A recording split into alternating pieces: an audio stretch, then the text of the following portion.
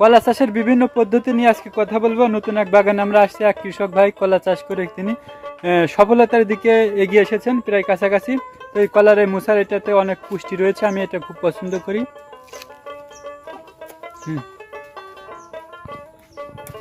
Hot, খুব মজা।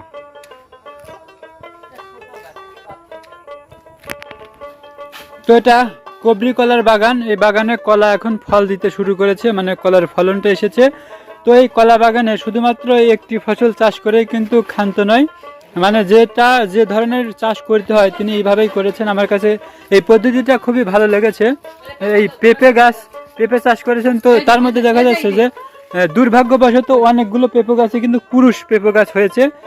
তারপরে স্ত্রী পেঁপে গাছ রয়েছে, স্ত্রী পেঁপে গাছে কিন্তু ফল আসা শুরু করেছে, এবং পুরুষ যে পেঁপে গাছ রয়েছে তাতে কিন্তু অনেক ফুল হয়েছে।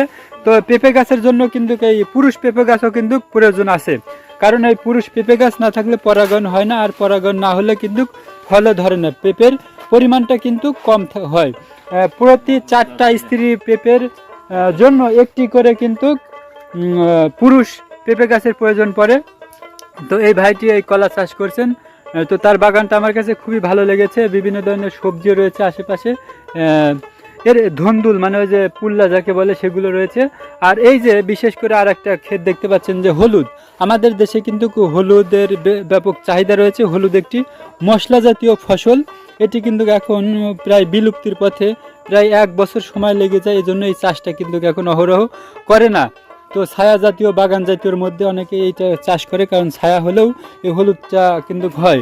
তো তিনি এই কলা বাগানের মধ্যে হলুদ চাষ করেছে, হলুদও কিন্তু অনেক সুন্দর হয়েছে।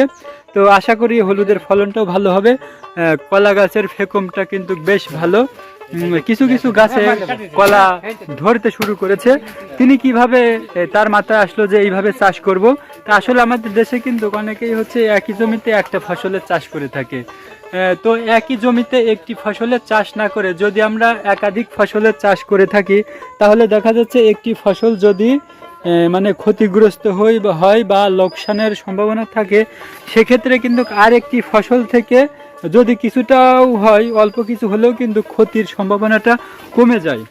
তো এইভাবেই কিন্তু আমাদের চাষ করতে হয়। এখন কিন্তু এই যে দেখুন কলা গাছে সেই ফুল আসা শুরু করেছে, কলার কাদিগুলো কিন্তু বেশ চমৎকার হয়েছে। কলার মুসাগুলো তিনি কেটে দেন, তো আমি একটা খাইলাম, আমার কাছে খুবই সুস্বাদু লাগলো। তো কলার গাছ কিন্তু খুব একটা বেশি লম্বা হয়নি, এটা কি জাতের তা আমি জানি না। সবরি কলা গাছ তো অনেক আর একটু হাইট হতো, তো এটা চারা গাছ থেকে নাকি এই প্রথম চাষ করা। তো এই যে প্রচণ্ড বৃষ্টি এবং একটু ঝড় সাপটও হয়েছে মোটামুটি ভালো, তবুও কিন্তু এই কলা গাছগুলো ভেঙে পড়েনি, যথেষ্ট ভালো আছে। এই বৈরী আবহাওয়ার মধ্যেও কিন্তু এই বাগানটি এখনও সুরক্ষিত আছে।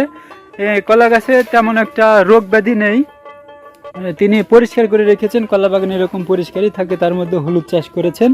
তো আমরা এখন তার সাথে কথা বলবো, তিনি এই বাগানে কিভাবে পরিচর্যা এবং পরিযত্ন করে থাকেন।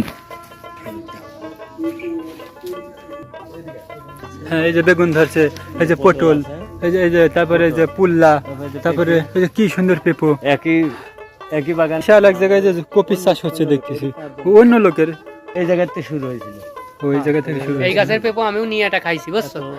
হ্যাঁ, দাউদ ভাই খাইছে, আমিও খাইছি। পটল গাছের মধ্যে যে পেঁপে, এই যে দেখা সুন্দর সুন্দর হয়েছে। শুধু পেঁপো আর পেঁপো, এই যে পটলে ফুল এসে গেছে, আর পেঁপে আছে এই যে কাছের থেকে বেগুন, আর উপরে কলা। আবার আচ্ছা, এই কলা বাগানে আপনি কলার সাথে আর কি কি চাষ করছেন? কলা বাগানে নিচে হলুদ লাগাইছি, পটল আছে, বেগুন আছে, বেগুন লাগাইছি, বেগুন তো ধরে গেছে। পেঁপে লাগাইছি, পেঁপে ধরেছে, এই যে পেঁপে ধরেছে, এই যে। জি, তো এই আইডিয়াটা আপনার মাথায় আসলো কি করে যে এই কলা বাগানের মধ্যে বিভিন্ন ধরনের ফসল বা সবজি চাষ করতে হবে? সব কিছু বুদ্ধি দেওয়ার মালিক আল্লাহ। হঠাৎ করে এই বুদ্ধিটা চলে আসলো? নিজে নিজে ভাবলাম যে কোনো ছাগল আসবে না, জমিতে কোনো গরু আসবে না, শুধু কলা গাছ লাগালে কলা থাকবে উপরে, এবং চারপাশ দিয়ে যদি অন্য সবজি থাকে, ভিতরে যদি আরো কিছু সবজি থাকে। 85টা পেঁপে গাছ লাগাইছি, 85টা পেঁপে গাছে আমার আল্লাহর রহমতে অনেক ফলন ফলন এসে গেছে। কতটুক জমিতে এই কলা চাষ করেছেন? 30% জমি।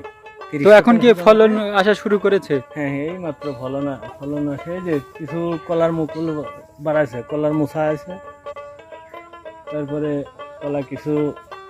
তো এই কলা চাষ করে আপনি একই জমিতে এত ফুলতেছে ধরনের আবার। ফসল চাষ করে কি ধরনের আশা করেন? এটা কি অধিক পরিমাণে আপনি লাভবান হবেন কিনা? এই যে হলুদ লাগাইছি, আল্লাহর রহমতে এই যে হলুদ সবকিছু হলুদের মোটামুটি খুব ফলন হয়। খরচ খাসরা দিয়ে মোটামুটি লাভবান হবেন বলে আশা করা যায়। হ্যাঁ 3 গুণ লাভবানের আশাবাদী। আল্লাহ পাকের ইচ্ছা, আল্লাহ দিলে পরে 3 গুণ কেন বেশি হতে পারে।